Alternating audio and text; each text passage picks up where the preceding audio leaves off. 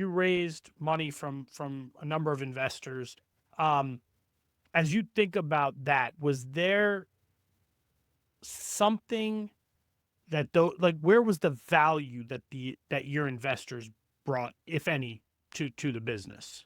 Yeah, so I think different stages, so we raised,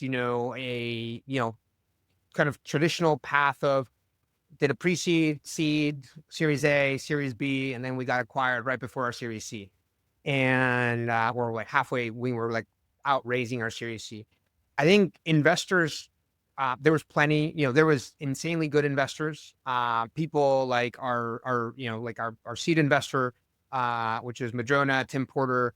I can call him out directly, like was like with us the entire time and always trying to be, I always say like, his best quality is he knows what he knows and he knows what he doesn't know. And he kind of stays out of what he doesn't know, and just tries to be helpful in that case. And like was just completely supportive throughout the entire, history of the company.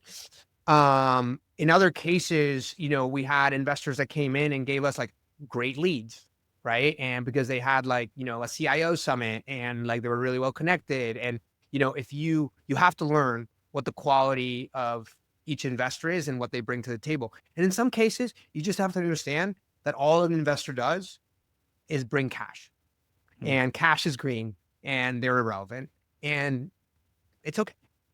Right. Just don't, again, that goes back to like, the social contract of like expectation management. Like if I bring in this investor and I think they're going to bring all this value and they don't, our social contract has been broken. Right. But if Yeah, I yeah, think all you're doing is bringing cash to the table, which is fine, I need cash. right, Right. And right. that's all I expect. Then, no harm, no foul. And so I just really think it's just like, I think it's really important, very, very important to pick your board members well.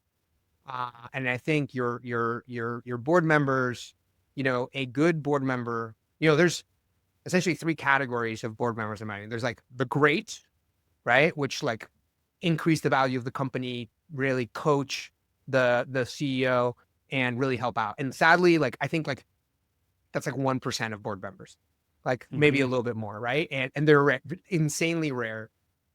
I hope that one day I can become that board member. I'm in a bunch of boards. I hope one day I can become that board member. Like I really do.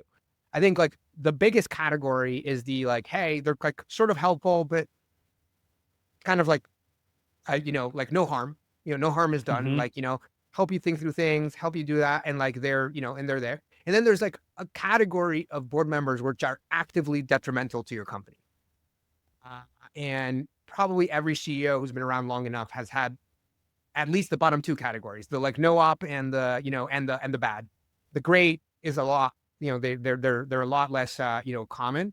You just got to avoid that bottom, from that bottom because they can be so disruptive to the company. They can be so problematic. They can be so dysfunctional to a board. And it really matters to cross references and be like, understand what you're getting into, right? Because it's the one position you can't really remove, or it's very, very difficult to remove.